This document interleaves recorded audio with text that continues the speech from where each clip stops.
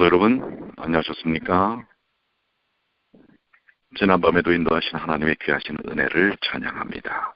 이 아침, 만나의 아침, 새벽 기도를 기도로 시작하겠습니다. 하늘에 계시는 사랑이 많으신 아버지 하나님, 감사합니다. 오늘 저희에게 베푸신 주님의 귀하신 은혜가 아침 이슬처럼 촉촉히 저희에게 내려주심을 인해 감사와 찬양을 드립니다. 지난 한 기 동안 하나님의 귀하신 말씀,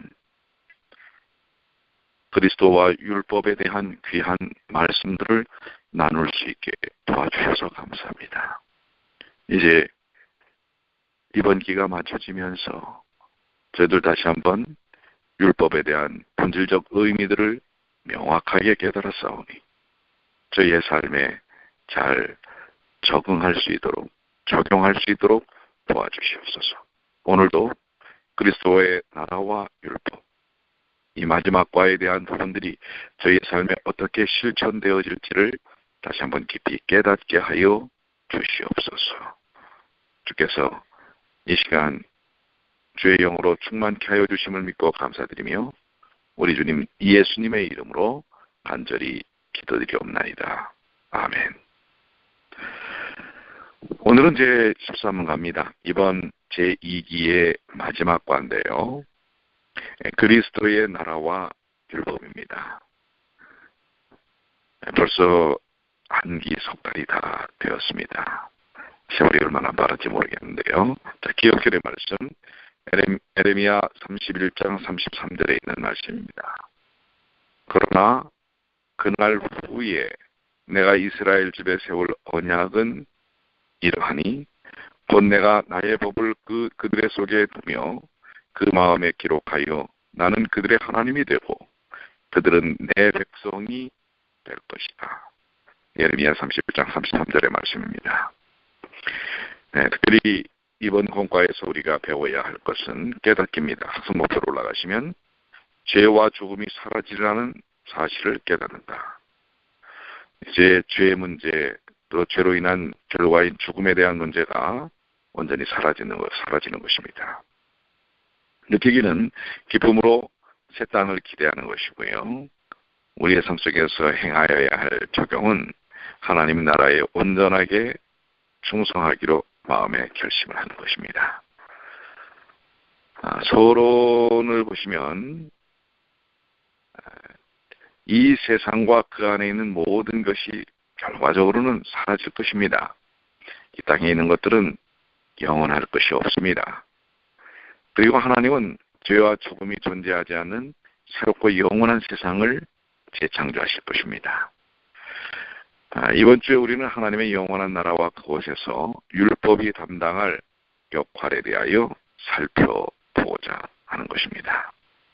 자, 첫째 날 하나님의 나라입니다. 하나님의 나라. 먼저 표현으로 내려가시면 예수님은 사탄을 경배하지 않고 오직 순종과 자기 희생을 통해 지구의 소유권을 되찾으셨으며 그분의 영원한 나라를 주시겠다고 우리에게 약속하셨습니다. 그렇습니다. 하나님께서 하나님의 나라를 온전히 세우신다고 하는 사실입니다.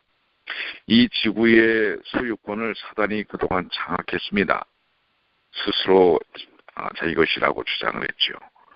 그러나 이제 그분의 영원한 나라를 사단을 경배하지 아니하고 하나님을 따르는 이들에게 주시겠다고 약속하신 것입니다. 이 얼마나 중요한 일입니까? 자, 하나님의 나라를 우리에게 허락하신다는 사실이죠.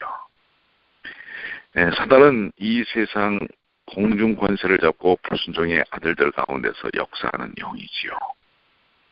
믿지 아니하는 자들의 마음을 혼미케 하여서 그리스도의 영광의 복음의 광채가 비치지 못하게 하였습니다. 특별히 광야의 시험에서 벌어진 일은 상당히 흥미로운 사실을 보여줍니다. 사탄은 예수님이 엎드려 자신을 경배하면 지구의 모든 통치권을 주겠다고 제안을 합니다. 그러나 예수님께서는 당연히 거절하셨죠. 오늘 이러한 유혹이 우리에게도 있다고 하는 것입니다. 우리는 예수님의 승리를 통해서 또한 그분의 승리를 믿는 믿음을 통해 우리에게 그 승리가 주어진다는 사실을 기억해야 합니다. 예수님의 승리는 궁극적으로 놀라운 결과를 우리에게 주는 것입니다. 그분의 승리를 통하여 우리는 다니엘서 2장에서 사람의 손으로 하지 않은 뜨인 돌이 이 세상 모든 나라를 멸하고 하나님의 영원한 나라가 임할 때 그곳에 살 수 있는 특권이 우리의 것이라는 약속과 보증을 받습니다. 다니엘서 2장 44절에 이 여러 왕들의 시대에 하늘의 하나님이 한 나라를 세우시리니 이것은 영원히 망가지도 아니할 것이요 그 국권이 다른 백성에게로 돌아가지도 아니할 것이요 두리요 이 모든 나라를 차서 멸망시키고 영원히 설 것이라. 바로 이 하나님의 나라, 영원히 쓰는 하나님의 나라가 약속되었고 그 하나님의 나라를 우리에게 소유로 허락하셨다는 사실입니다. 묵상입니다. 여러분은 하나님의 나라를 얼마나 간절히 그리워하고 계십니까? 한번 묵상해 보실 필요가 있죠. 적용은요, 우리가 개인의 구원을 초월해서 천국의 회복을 꿈꿀 때 신앙은 어떻게 달라질까요? 나만의 구원이 아니라 하나님의 나라가 회복되는 일들을 위해 우리의 삶이, 우리의 신앙이 하나님께 내어 맡겨진다면 어떨까요? 둘째 날입니다. 천국의 시민입니다. 교훈으로 내려가시면 우리는 그리스도의 나라와 사탄의 나라 가운데 한 곳에만 충성을 바칠 수 있고 그리스도의 백성이 된 사람은 이 땅에서 외국인과 나그네로 살아야 한다고 하는 것입니다.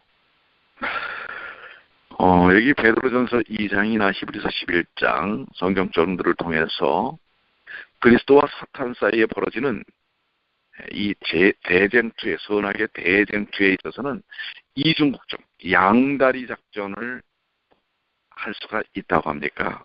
없다고 합니까? 마태복음 6장 24절에 한 사람이 두 주인을 섬기지 못할 것이니 혹 이를 미워하며 저를 사랑하거나 혹 이를 중히 여기며 저를 경히 여깁니다. 너희가 하나님과 재물을 겸하여 섬기지 못하니라. 이중국적, 양다리 작전은 통하지 않습니다. 그리스도를 따르기로 결정한 사람은 마귀의 나라에 등을 돌리기로 선택한 것입니다. 그래서 주 예수 그리스도에게 속한 국민의 일원이 되었고 그 결과 마귀의 것이 아닌 그리스도의 명령과 법도 율법의 규율에 순종하는 삶을 사는 것입니다. 하나님의 말씀의 뜻에 순종하기로 결심하였고 또 그렇게 사는 것입니다. 그래서 우리의 이제 소속, 우리의 시민권이 어디에 있는지 이 밝혀지는 과정에서 율법 준수는 매우 의미 있는 역할을 감당합니다. 계시록 14장 12절에 성도들의 인내가 여기 있나니 저희는 하나님의 계명과 예수 믿음을 지키는 자니라. 우리는 그리스도의 나라와 사탄 나라 가운데 한 곳에만 충성을 바칠 수 있고 그리스도의 백성이 된 사람은 이 땅에서 외국인과 나그네처럼 산다고 합니다. 여기에 완전히 거주하는 사람들이 아닙니다. 정착할 사람들이 아닙니다. 우리는 영광의 왕국이 임할 때까지 은혜의 왕국을 마음에 품고 세상 이 시대의 이 현실 속의 국가의 시민으로 삽니다. 그러나 우리는 궁극적인 권위가 세상 나라가 아닌 하나님의 나라에 있음을 믿는 것입니다. 그래서 이 세상의 국가가 요구하는 것 이상의 도덕적 표준을 가지고 살아야 합니다. 또한 이 땅의 행복과 성공이 최종적인 목표가 아니기 때문에 때로 그것을 우리는 포기하는 것입니다. 이로 인하여 대다수의 사람들에게 혹 이상하게 여겨지고 배척을 받는다 할지라도 우리는 하나님의 명령에 순종하고 하늘의 가치를 추구하면서 살아야 하는 것입니다.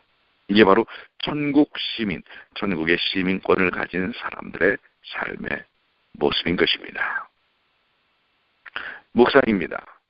여러분은 세상에 속한 백성과 어떻게 다릅니까? 달라야지요? 정말 다릅니까? 한번 우리가 천국 시민으로서 어떤 신앙적 태도, 삶의 태도를 가졌는지 한번 살펴봐야 할 것입니다. 적용입니다.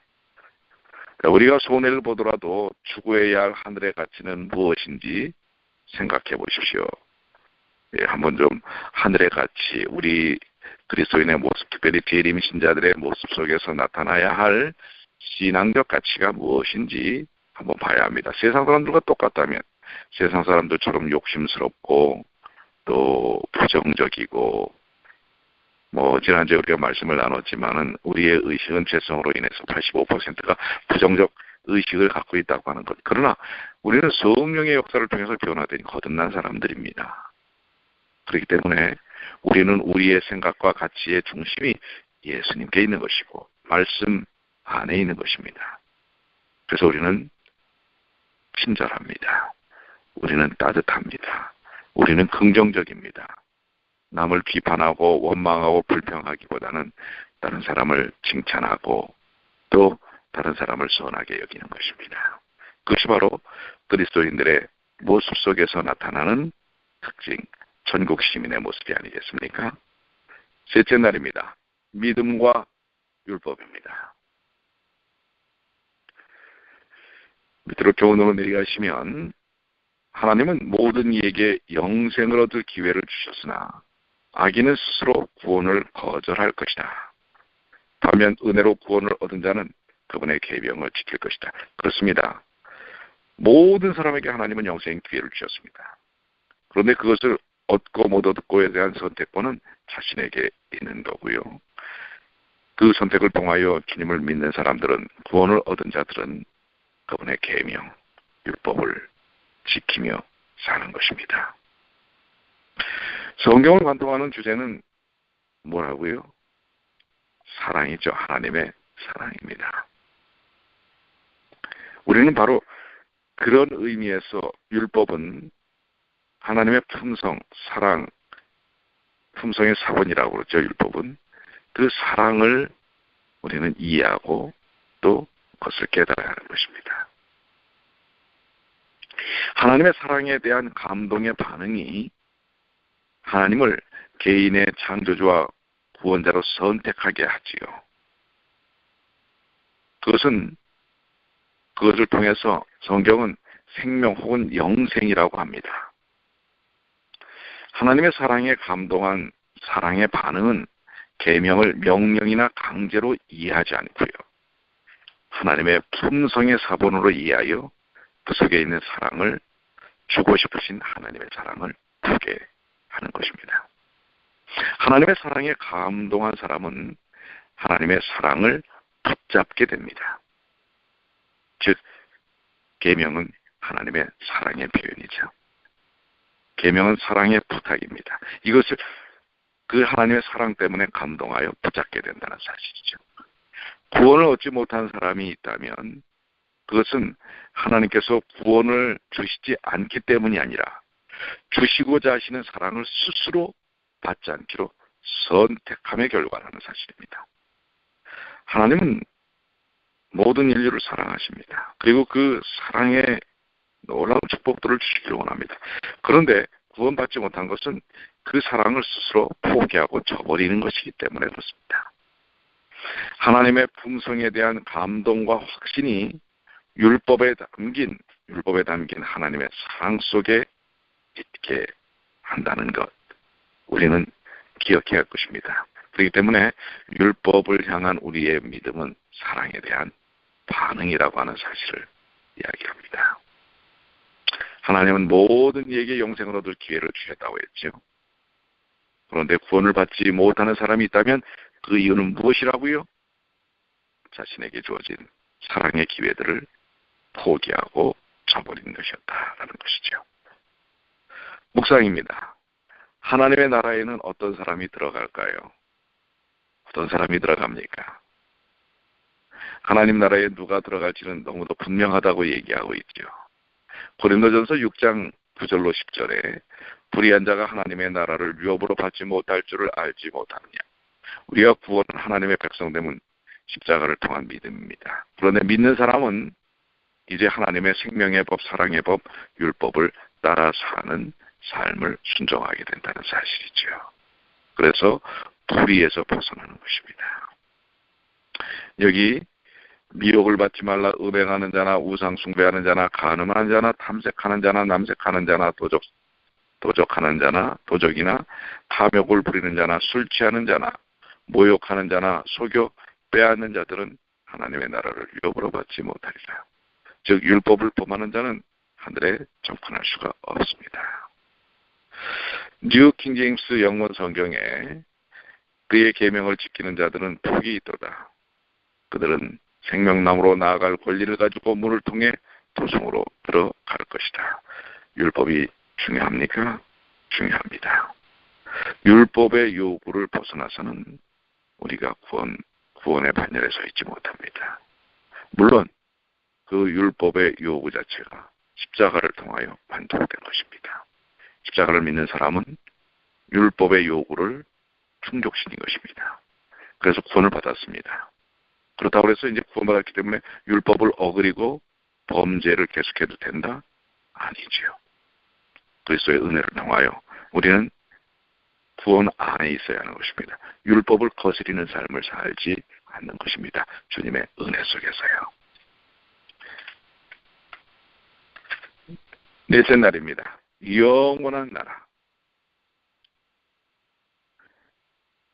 밑으로 내려가시면 구원받은 자들은 예수님이 회복하신 완전한 세상에서 하나님의 법을 마음에 품고 의를 행하며 영생할 것이나 죄악이 다시 발생할 일은 없을 것이다. 영원한 나라가 속히 임하기를 여러분들 소원하시지 않습니까? 사실 하나님은 완전한 세상을 창조하셨죠. 그러나 죄가 들어온 후에 이 완전한 세계는 심각하게 훼손되었고요. 구속의 이야기는 예수님이 인간의 역사에 개입하셔서 여러 가지 일을 하셨을 뿐만 아니라 원래의 완전함이 회복되는 사실을 말해주는 것입니다. 구원받은 자들은 사랑이 지배하는 완전한 세상에서 살게 될 것입니다. 이것이 영원한 나라인데요. 아담은 하나님께 대한 충성을 유지할 때만 영생을 사실 누릴 수가 있었습니다. 그러나 새롭게 창조된 지구에 죽음은 더 이상 존재하지 않을 것입니다. 이제 죽음 자체나 죽음의 결과, 또 죽음의 어떤 구속, 여기서부터 우리는 벗어나는 것입니다. 우리는 성경의 수많은 약속의 성취로서 영생을 누릴 것입니다. 반역이 발생할 수 있을 것인가 하는 문제는 끝난 사안입니다. 이제는 영원한 나라에서는 그런 일은 없을 것입니다. 하나님의 법이 이제 그 영원한 나라에서 또 영원한 나라를 소망하는 사람들의 삶 속에서 마음에 새겨지면 우리는 어떤 삶의 변화가 일어날 수 있을까요? 율법은 하나님의 품성의 사본이라고 말씀드렸지요. 하나님의 품성을 확신하게 된 사람들에게는 더 이상 돌에 새겨진 계명이 필요가 없게 되는데요. 그 이유는 하나님의 사랑이 그것을 믿는 사람들의 마음에 가득 차 있기 때문에 그렇습니다. 하나님의 절대적 사랑에 충만하게 된 사람은 더 이상 다른 주변의 영향에 영향받지 않게 되고 성령의 충만함으로 그 마음속에 역사하는 사랑의 에너지가 그들의 행동의 원인이 됩니다. 그렇기 때문에 하나님의 품성인 사랑의 사본, 율법이 우리의 삶 속에서 지켜지게 되는 것입니다. 그 에너지를 통해서. 하나님의 절대적 사랑으로 충만한 사람에게서 흘러나오는 사랑의 반응이 하나님께 기쁨이 되고 그 사랑은 다시 사람들을 행복하게 만듭니다.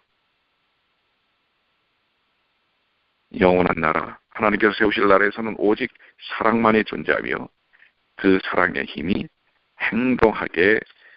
우리를 행동하게 만든다고 하는 사실을 말씀하고 있는 것입니다. 자, 이 영원한 나라, 곧 이 영원한 나라를 우리에게 허락하시기 위하여 예수님께서 오실 것입니다.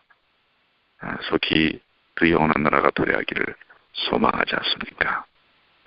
묵상입니다. 여러분은 갈등 없이 하나님의 뜻에 순종하기를 바랍니까? 우리 과정적인 내용을 보시면 메시아의 나라는 신앙생활을 통해 하나님께 충성을 지킨 자들로 이루어질 것이다. 그렇습니다. 예수님의 십자가를 믿는 믿음을 통하여 구원받은 자들이 하나님의 나라에서 이제는 하나님의 품성의 사본인 율법들을 그분의 성령에 충만하신 은혜를 통하여 우리의 삶 속에 적용하며 살게 되는 것이지요. 적용입니다. 하나님의 법이 마음에 새겨진다면 여러분의 삶에 어떤 변화가 일어날까요? 분명히 변화가 일어나지요. 그 변화를 경험하시는 주님의 귀한 자녀들이 되시길 바랍니다. 다섯째 날입니다. 하나님의 나라의 율법입니다. 믿음들이 가시면 교훈입니다. 구원받은 자들이 살게 될 하나님의 나라에는 죄와 사망이 다시 있지 않을 것이다. 그렇죠. 하나님의 나라에 죄와 사망이 있다면 그게 하나님의 나라가 아니지요. 그러나 여전히 하나님의 율법의 원칙들은 그대로 존재할 것이다. 그러면서도 하나님의 율법은 존재한다는 사실입니다. 죽음이 소유한 능력 때문에 그리스도께서 이 땅에 메시아 나라를 세우시기 전에 죽음을 먼저 철저하게 파괴시키셨습니다. 물론 죽음은 죄와 관계가 있죠. 더불어 율법과도 관계가 있습니다. 왜냐하면 죄는 하나님의 율법을 위반한 것이기 때문입니다. 따라서 법 없는 죄는 존재하지 않는 것이죠. 그러나 죄는 율법에 좌우될지라도 율법은 죄에 좌우되지 않습니다. 이 참 의미 있는 말이에요. 죄는 죄를 지목하고 판단하는 것은 율법입니다. 그래서 죄는 율법에 의해 좌우되죠. 그러나 율법은 죄에 좌우되지 않습니다. 죄가 있건 없건 율법은 하나님의 사랑의 표현이었습니다. 그렇기 때문에 죄에 좌우되지 않습니다. 즉 율법은 죄가 없더라도 존재한다는 사실이죠. 이러한 사실들을 우리가 생각하면서 하나님의 나라에 죄와 죽음이 없다고 율법까지 없어야 하는 것은 아닙니다. 그것은 생명의 원칙일 수 있는 것이기 때문에 그렇습니다. 우주의 물질적 요소들 사이에 조화로운 작용을 위해서 중력의 법칙이 필요한 것처럼 성도들의 의로운 교제를 관리하려면 하나님의 도덕적 율법이 필요합니다. 그래서 교회에 이러한 신앙적 가치들, 하나님의 말씀을 여전히 배워야 하고 율법이 무엇인지를 깨닫게 하고 가르치고 하는 일들이 필요한 것입니다. 율법이 우리를 구원하지 않지만 율법을 어기고서는 우리가 구원받을 수는 없습니다. 우리를 구원하는 것은 예수님의 십자가의 은혜입니다. 예수님의 십자가의 은혜를 통해 구원받은 사람들은 바로 하나님의 품성의 사본인 율법을 따라 사는 삶을 갖게 되는 것이죠. 그래서 하나님의 나라에서의 율법의 기능과 의미가 무엇인지를 보여주는 것입니다.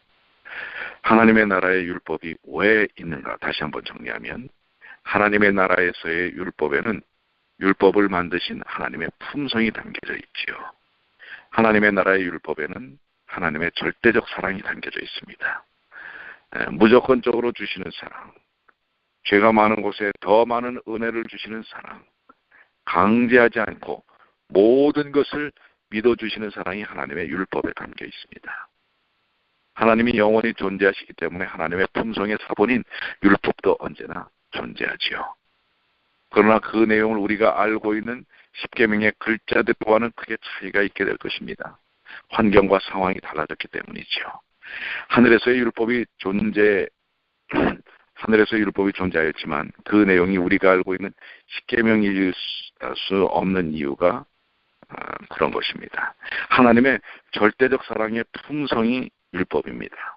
그러므로 하나님은 언제나 존재하심으로 하나님의 절대적 사랑은 언제나 존재하고 그래서 율법도 영원히 존재하는 것입니다. 하나님 나라에서의 율법의 의미가 무엇인지 여러분들 분명히 이제 아시지 않았습니까? 묵상입니다.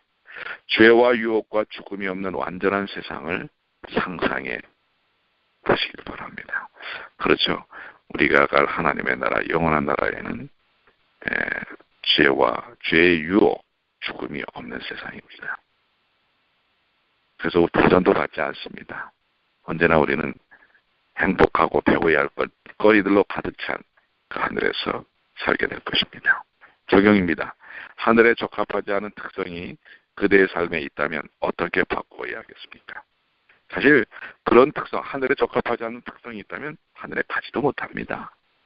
어떤 특성일 수 있을까요? 이기적인 마음, 거짓말, 또 자기보다 남을 우습게 여기는 것, 불평, 불만, 자기 중심의 어떤 가치, 생각, 뭐 많지 않겠습니까? 이러한 품성의 요소를 가지고서는 하늘에 있을 수가 없겠지요. 그래서 오늘 우리는 이 땅에서 말씀을 통하여 율법을 통해 우리가 어떤 죄 가운데 있는지 깨닫고 그것에서 극복되어지기 위해 예수님을 찾는 것입니다. 극복시키시는 분, 거듭나게 하시는 분은 우리 주님이십니다. 오늘 여기 주신 귀한 말씀들을 통해 이 놀라운 거듭남의 경험들을 체험하시는 주님의 귀한 자녀들 되시길 바랍니다. 결론입니다. 하나님은 그분의 율법을 범함으로 비롯되었던 모든 것이 더 이상 존재하지 않는 새로운 영원한 세계를 건설하실 것입니다. 우리는 모두 하나님의 나라의 시민이 될 기회를 받아들이도록 부름을 받았습니다. 오늘 그 부름에 다 여러분들이 응하시지 않았습니까? 이제 하늘 시민으로서의 합당한 삶을 사시는 주님의 귀한 자녀들 되시길 바랍니다. 기도하시겠습니다. 아버지 하나님, 이제 지난 한기 3개월 동안 그리스도와 율법과 그리스도의 관계, 또 우리의 삶 속에서 율법이 어떤 의미를 갖고 있는지 이 모든 것들을 깨닫게 해주셔서 감사합니다. 이제 곧 영원한 나라는 올 것입니다. 영원한 나라에서도 하나님의 사랑의 사본인 율법은 존재할 것입니다. 오늘 우리를 십자가의 은혜로 그 백성 되게 하신 것 감사합니다. 이제 그 귀하신 은혜를 통해 하나님의 사랑의 품성이 성령의 능력 속에서 우리 삶 속에 경험되어지고 체험되어지고 순종되어지는 삶을 살 수 있도록 도와주시옵소서. 주님 이 순간 우리 모두에게 성령 충만을 허락해 주시고 말씀으로 결심